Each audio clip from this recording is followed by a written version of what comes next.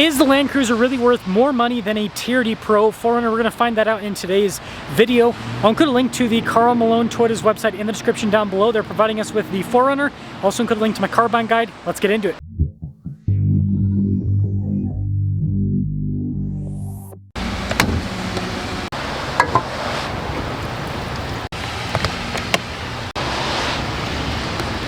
Powering the 4Runner is a hybrid 2.4 liter 4-cylinder turbo that goes through an 8-speed, puts out 326 horsepower, and then 465 pound-feet of torque.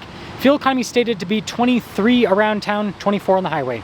The Land Cruiser is powered by a turbo hybrid 2.4 liter 4-cylinder that goes through an 8-speed, so same engine, same transmission, same everything, except fuel economy is a little bit different. 22 around town, 25 on the highway, but yeah, the power outputs are the same.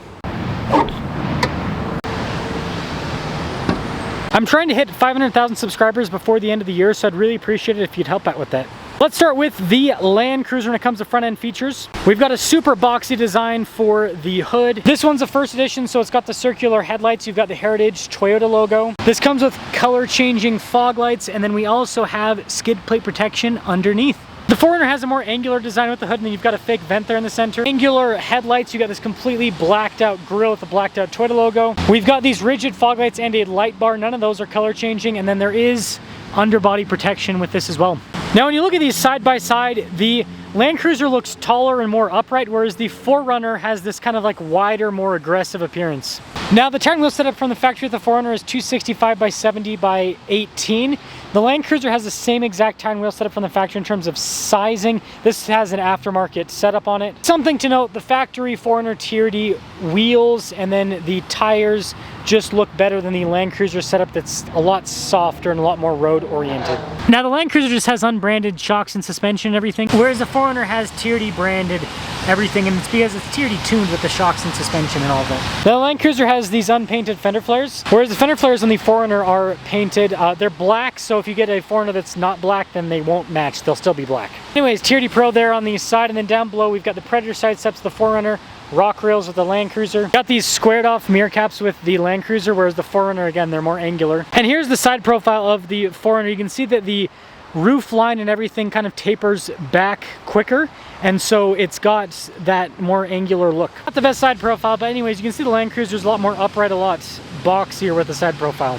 Now taking a look at the cargo area with the Land Cruiser, we actually have some USB ports here on the back and some cup holders as well as an upgraded outlet, but you will note the load floor is higher because of the hybrid battery. Now the 4Runner has the same load floor situation because it's also a hybrid. It also gets the outlets, but something to note, I don't see any USB ports or anything here in the back. So I'd say that storage is pretty similar between both of them. Now the Land Cruiser has this manual window in the rear, which is kind of a cool feature. The window with the 4Runner is power, which is cooler. Now when you look at the tail lights and kind of just the rest of the rear end of the Land Cruiser, again, you can see boxiness is the theme. Whereas with the 4Runner, you can see that they're going for that angular design that, well, makes it look like a 4Runner. Something to note, the 4Runner just has roof rails, whereas the Land Cruiser has a roof rack, so that's +1 for the Land Cruiser. And both these vehicles have a receiver hitch as well as the spare tires mounted underneath. Now the door panel of the Land Cruiser is definitely fancy with the trim and with the design. And that continues with the seats here in the back of the Land Cruiser. Also have plenty of leg room. We've got a little storage pocket. We have our own climate zone in the back, USB ports, as well as a 12-volt. There's also plenty of headroom back here, and there are vents in the top. Now the 4Runner definitely has nice trim all over the door panel, red stitching, but looks a little bit more rugged.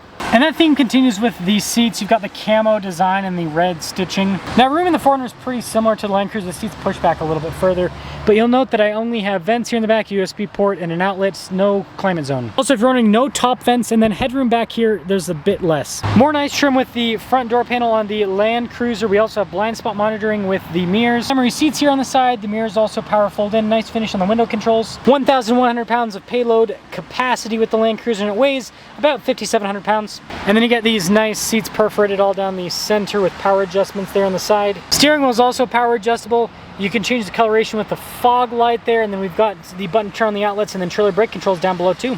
Whereas the 4Runner, again, has all of the red stitching throughout. So you got that TRD Pro badge. Blind spot monitoring with the mirrors. We've got our memory seat functionality. All of our window controls, the mirrors power fold in. 895 pounds of payload capacity, and this weighs a little bit less at about 5,600 pounds. Really cool front seats with the camo. I will say the Land Cruiser seats are a little bit more comfortable.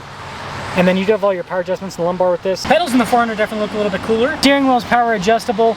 We also have the little switch for the outlet in the back, auxiliary switches, and then you've got the button to turn on the light bar, but again, no color changing fog lights.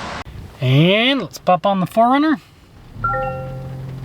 We've got the cool TRD Pro steering wheel with the red marker there at the top, TRD at the bottom. Nice perforated trim with the steering wheel. It also has controls for the adaptive cruise control and lane centering on the right side. We've got our volume and voice command controls and controls for the center stack on the other side. Full digital gauge cluster, very customizable, so you can change what information is displayed. You can also change what each of these little gauges has in it, and then it will display your drive modes. Those are just the on-road drive modes. You also have multi-terrain select too. This comes with a nice 360 camera system. You can see out of all the different angles. You even have an off-road view with the camera system as well. The infotainment system itself is massive. It does kind of look plopped onto the dash, but it does have a nice shortcut bar here that is quick to respond through the different menus.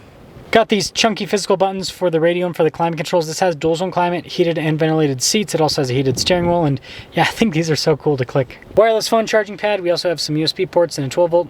Now this does come with a TRD shifter. This one just hasn't been installed, so it has the little shift head that's got the red and everything on it, and got this grab handle there off to the side.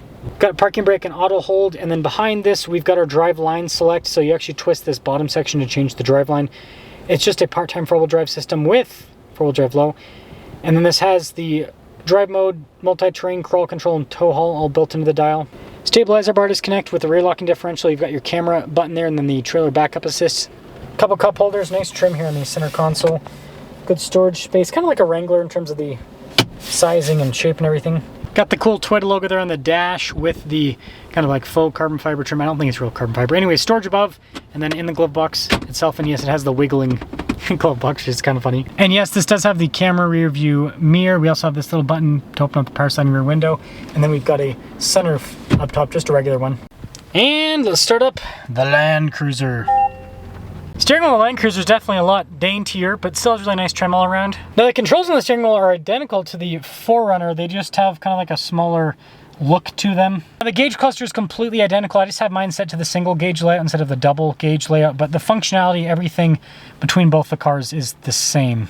And this has a 360 camera system like the 4Runner. It actually fills in underneath the vehicle with the Land Cruiser, which is kind of a cool feature. Now the functionality of the infotainment system is the same as the 4Runner. It's just smaller, and it kind of looks like it's more integrated into the dash overall, and it's also kind of connected to the gauge cluster a little bit. Just like the 4Runner, we have heated and ventilated seats as well as a heated steering wheel. And again, a bunch of physical controls, less rugged feeling, kind of more luxe here in the Land Cruiser. Notice that with the dash, like this is soft touch, whereas in the 4Runner, again, it was plastic, and then you've got this nice trim down below as well. Bunch of USB ports with a wireless phone charging pad. Yeah, instead of having like the rugged TRD shift head, this has kind of a more fancy looking thing you'd see in maybe a Lexus. Now the mode select dial on this is definitely fancy looking. You've got your drive mode, multi-terrain select, and crawl control all built into that. Parking brake and auto hold just like the TRD Pro, and then you can see the cup holders. Now this has a rear locker and a stabilizer bar disconnect like the TRD Pro, but this also has a center locker as well as a full-time four-wheel drive system. Center console is quite a bit bigger, nice trim on top. It's also a refrigerator, a little bit deeper too, so practicality with this whole setup's a little bit better. And although we don't have storage above the glove box, we have a glove box that kind of closes normally. It doesn't have as much wiggle as the 4Runners. Camera rear view mirror like the 4Runner, and then we've got a regular sunroof like the 4Runner as well. Now when it comes to pricing, a TRD Pro 4Runners stickers for about $70,000, whereas the Land Cruiser with the premium package and the off-road stuff added to it is going to be about $72,000, $73,000. So just like the Trail Hunter versus Land Cruiser comparison, the Land Cruiser is going to be a slightly more expensive vehicle. To some of you that might not make sense because the 4Runner might look cooler to you and also have a more exciting suspension system. But if you look at the off-road specs, they're actually pretty evenly matched in a lot of fronts. 4Runner does technically have a little bit more ground clearance, but some of the angles in the Land Cruiser are actually solid enough that it's not really that big of an issue. And they have just as much space in the wheel wells to both fit large tires. And so the biggest difference I see with these, just like the Trail Hunter, is the interior of the Land Cruiser, as well as the full-time four-wheel drive system, compared to the interior of the 4Runner and of course the part-time four-wheel drive system. So what I'm getting at here is you're basically paying a premium for the Land Cruiser to have a full-time four-wheel drive system, to have the styling that is a little bit more retro, obviously quite a bit boxier, and to have a nicer, more premium interior. So I want you guys to let me know if you think if it's worth it to go for the Land Cruiser considering it's more money. Is the full-time four-wheel drive system and the more premium interior and the boxy styling worth the extra money, or should you just go with the 4Runner TRD Pro? It's still a very capable, cool vehicle. You just don't have as much. Let me know your thoughts.